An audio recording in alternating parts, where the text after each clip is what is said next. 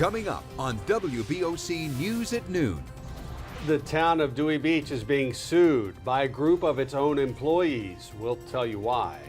A killer's confession in the grisly deaths of 4 young men in Pennsylvania. And farmers looking to the sky for more rain as some crops begin to wilt. Now, WBOC News at noon, Delmarva's news leader. Good afternoon. I'm Jacqueline Carley. And I'm Steve Hammond. Welcome to WBOC News at noon. And we begin this afternoon with angry employees with the town of Dewey Beach filing a lawsuit against the town. It all revolves around embattled town manager Mark Applebaum. The suit filed by a group of people, many of whom are career employees with the town of Dewey Beach. It's a 73-page lawsuit that names Applebaum as well as the mayor and town commissioner as defendants. And it seeks the suspension of Applebaum and accuses him of many things, including misconduct, as well as racial and sexual discrimination. Dewey Beach commissioners are scheduled to have their regular meeting today at 5 o'clock. We'll have more on this story this evening on WBOC News. In the meantime, if you would like to read the lawsuit, we've got it on WBOC.com. Just click on the Web Extra page. Well, one Caroline County town is getting back on its feet after the former mayor was sentenced to 9 years in prison for stealing town funds. We have now learned the town of Marydale got a restitution check for more than $61,000 from former Mayor Debbie Rowe. That's according to the Maryland State Prosecutor's Office. Current Mayor Joyce Ward says the town can start moving on now that the money has been paid back. Many say they're still stunned by the news. A lot of people, you just don't believe it at first, and then when it does happen and you see the final verdict, it kind of puts everything in perspective. And Mayor Ward says state leaders sent a letter stating the town's charter could be revoked over years of not filing audit reports with the state. Ward says she and commissioners are now working to try and get Marydale's finances straightened out. A lawyer for the person of interest in the case of 4 men missing in Pennsylvania says his client confessed to killing them. Searchers recovered 1 body from a common grave earlier this week, but are still working to identify 3 other missing men. DeMarco Morgan reports from the Bucks County Courthouse in Doylestown, Pennsylvania. Anything to say, even a sympathy, even you're sorry? I'm sorry. That apology was all Cosmo DiNardo said to reporters as he was led away in handcuffs. Paul Lang, one of DiNardo's defense attorneys, said his client was much more forthcoming with prosecutors. He confessed to his participation or commission in the murders of the 4 young men. In exchange for that confession, Mr. DiNardo was promised by the district attorney that he will spare his life by not invoking the death penalty. An anonymous source with first-hand knowledge of the confession told the Associated Press DiNardo sold marijuana to the victim, but he felt cheated or threatened during the transactions. The source said the men were killed separately and a co-conspirator was involved in 3 of the killings. Did he answer alone? I can't answer that. Text messages obtained by CBS This Morning show DiNardo had been part of a group chat set up by friends of the missing men. When asked if he was worried about his buddy Dean Finocchiaro, DiNardo called him a pill-popping junkie who probably just jumped parole. Those messages, as well as these Snapchat photos of DiNardo posing with a revolver, were first reported by Philly.com.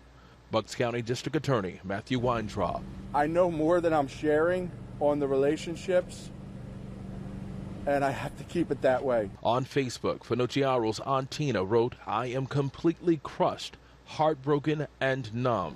Daniel Balbuena worked with Finocchiaro. I'm going to miss him. I feel bad.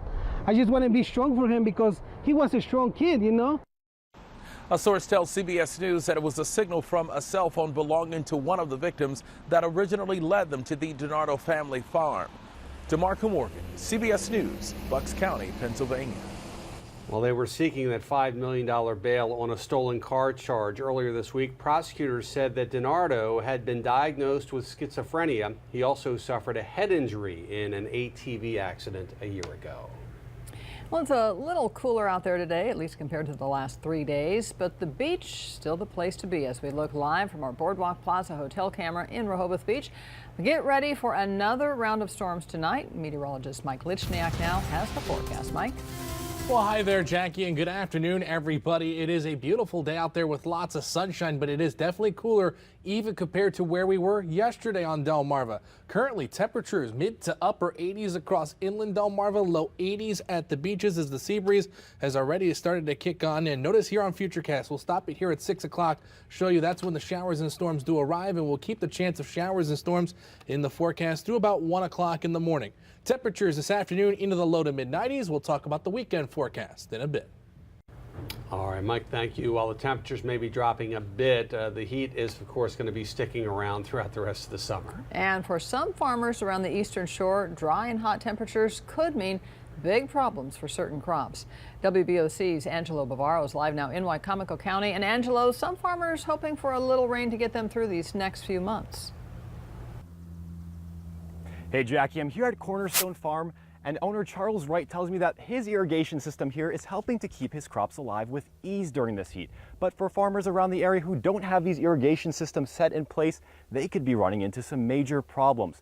Now, Wright says that grain crops run a greater risk of damage during hot, dry periods that occur during the summer.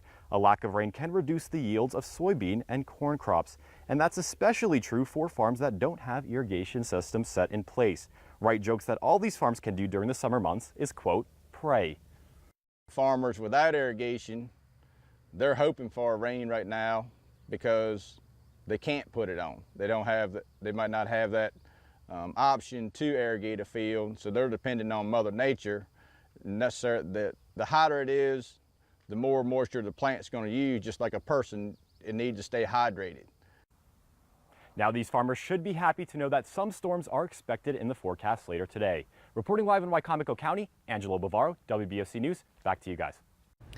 Well, staffing issues are raising concerns at another prison on Delmarva. It's causing Wicomico County to move inmates.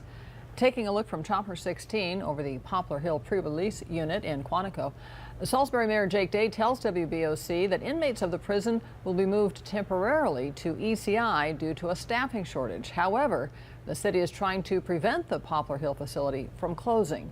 Day says he is reaching out to members of the Eastern Shore delegation for support in Wicomico County. Boy, crazy story out of the Milford area. A Milford woman facing charges today after police say she threw what was believed to be bleach in someone's face. Milford police say 19-year-old Gabrielle Knight temporarily blinded the victim when she threw the liquid on them and then continued to hit them in the head. They say Knight tried to get away after police arrived by car. The victim's arm was caught in the car window, so the victim ended up getting dragged by the vehicle before finally being knocked to the ground. Knight later turned herself in, facing several assault charges in Milford today. A new traffic solution in Wicomico County. The Salisbury City Council is proposing a roundabout at a busy section of the city. The roundabout would be at the intersection of Riverside Drive and Carroll Street. And while some say it would make the area safer, some who work in the area say they don't feel it will have much of an impact on traffic. I've been hearing some negative stuff, but it seems to be kind of up in the air. I don't personally see how it could negatively affect traffic that much. The City Council has 3 potential plans right now. 2 of them involve roundabouts. The city leaders say they will strongly consider the smaller option because the larger one proposes turning Camden Avenue into a cul-de-sac. The mayor and council will take a closer look at the plans at Monday's City Council meeting in Salisbury. Still ahead here on the News at Noon, more worries about chemicals in our food. And this time the focus is on mac and cheese, specifically the cheese powder. WBOC News at noon. We'll be right back. Local news and weather, plus your chance to win a Gateway Subaru Impreza. Listen to 102.5 WBOC FM.